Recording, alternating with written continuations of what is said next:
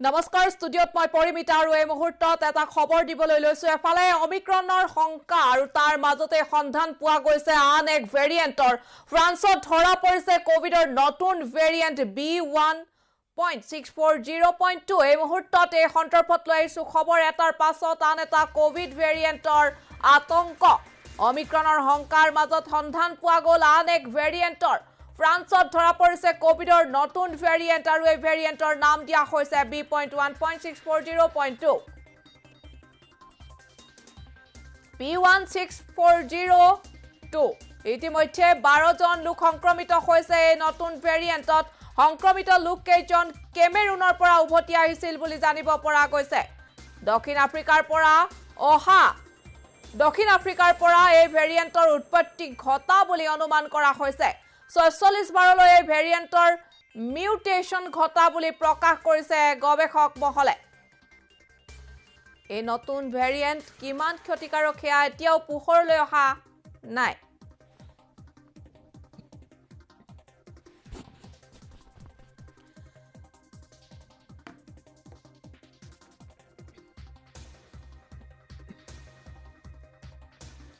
আমি এই মুহূৰ্তত আপোনালোকৰ জ্ঞাতাৰ্থে জনাই আছো যে এফালে অমিক্ৰনৰ আতংক আৰু তাৰ মাজতে আন এক কোভিডৰ ভেৰিয়েন্টৰ খবৰ পোৱা গৈছে এটা ডাঙৰ খবৰ অমিক্ৰনৰ শংকাৰ মাজতে পোৱা গৈছে আন এক ভেৰিয়েন্ট এটা উদ্বেগজনক খবৰ বুলি ক'ব লাগিব কিয়নো এতিয়ালৈকে বহু লোক আক্ৰান্ত হৈছে 12 জন লোক আক্ৰান্ত হৈছে এই নতুন ভেৰিয়েন্টত B.1.640.2 এই ভেৰিয়েন্টটো ফ্ৰান্সত ধৰা পৰিছে বুলি জানিব পৰা গৈছে কৰোনাৰ কাৰণে বা কোভিডৰ বাবে এতিয়া সমগ্ৰ বিশ্ববাসীয়ে এতিয়াও আতংক তেওঁলোকৰ মনৰ পৰা মাৰ যোৱা নাই মহামাৰী বা অতিমাৰী কোভিডে দুটা বৰ্ষ ধৰি সমগ্ৰ মানৱ জাতিক জৰ্জৰিত কৰি পেলালে আৰু মানৱ জাতিয়ে এতিয়া অতিমাৰীৰ বাবে এতিয়া সাৱধানে থাকিবলগীয়া হৈছে প্ৰতিটো মুহূৰ্তত ঠিক তেনে সময়তে কোৱা হৈছিল যে ৰাষ্ট্ৰীয় দুৰ্যোগ প্ৰশমন বিভাগ আৰু ভাৰতীয় নীতি আয়োগে কৈছিল যে যদিহে আহে কৰোনাৰ তৃতীয়টো ঢৌ তেন্তে শিশু আৰু কিশোৰৰ বাবে ই চিন্তাৰ কাৰক হ'ব পাৰে বুলি কৈছিল আৰু এতিয়া অমিক্ৰনৰ প্ৰাদুৰ্ভাৱ ঘটিছে বিশ্বৰ বিভিন্ন প্ৰান্তত আমাৰ দেশৰ 23খন ৰাজ্যলৈ বিয়পি পৰিছে অমিক্ৰন 19ৰ ওচৰা-ওচৰি সংক্ৰমিত লোকৰ সংখ্যা আমাৰ দেশত অৱশ্যে আমাৰ ৰাজ্যত অমিক্ৰনত আক্ৰান্ত এজনো হোৱা নাই হেয়া আমাৰ ৰাজ্যবাসীৰ বাবে এটা ভাল খবৰ কিয়নো অমিক্ৰনক ৰুধিবৰ বাবে হাজু হৈ উঠিছে ৰাজ্য চৰকাৰ আৰু অমিক্ৰন যদিহে আহে তেন্তে শীঘ্ৰেই বলবৎ কৰা হ'ব নতুন নীতি নিৰ্দেশনা আমাৰ ৰাজ্যত কালি মুখ্যমন্ত্ৰী গৰাকীয়ে এই সন্দৰ্ভত মন্তব্য কৰিছিল কিন্তু এতিয়ালৈকে অমিক্ৰনৰ সংক্ৰমিত লোকৰ সংখ্যা আমাৰ ৰাজ্যত পোৱা নাই বা সংক্ৰমিত হোৱা নাই অমিক্ৰনত আক্ৰান্ত এজনো লোক আৰু এতিয়া অমিক্ৰনৰ আতংকৰ মাজতে এতিয়া ফ্ৰান্সত কোভিডৰ আন এটা নতুন ভেৰিয়েন্ট পোৱা গৈছে বুলি জানিব পৰা গৈছে অমিক্ৰনৰ শংকাৰ মাজতে যেতিয়া এনে ধৰণৰ এটা খবৰ আহিছে এই খবৰে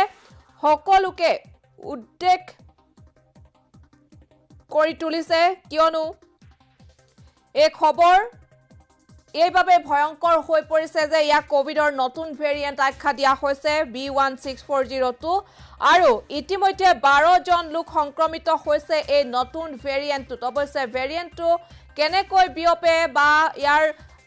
যিসমূহ লক্ষণ হে লক্ষণসমূহ কি এতিয়াও সেই সন্দৰ্ভত তথ্য আহি পৰা নাই বৈশিষ্ট্যসমূহ আহি পৰা নাই কিন্তু 12 জনকৈ লোক সংক্ৰমিত হৈছে আৰু এই লোক কেইজন কেমেৰুনৰ পৰা অহা বুলি জানিব পৰা গৈছে দক্ষিণ আফ্ৰিকাৰ পৰা এই ভেৰিয়েন্টৰ উৎপত্তি হৈছে বুলিও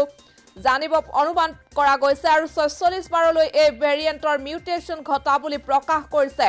গৱেষকসকলে এই নতুন ভেৰিয়েন্ট কিমান ক্ষতিকাৰক হেয়া এতিয়াও পোহৰলৈ অহা নাই ৰাষ্ট্ৰীয় আন্তঃৰাষ্ট্ৰীয় সংবাদ মাধ্যমত এই খবৰ বিয়পি পৰিছে যে অমিক্ৰনৰ শংকাৰ মাজতে আহিছে কোভিডৰ নতুন ভেৰিয়েন্ট ফ্ৰান্সত ধৰা পৰিছে ফ্ৰান্সত এতিয়া পোৱা গৈছে কোভিডৰ নতুন ভেৰিয়েন্টৰ প্ৰকাৰ B.1.640.2 আৰু এইভাবে এতিয়া জনসাধাৰণে যথেষ্ট আতংকিত হৈ উঠিছে কিয়নো 12 জনকৈ লোক ইতিমধ্যে সংক্ৰমিত হৈছে নতুন ভেৰিয়েন্টত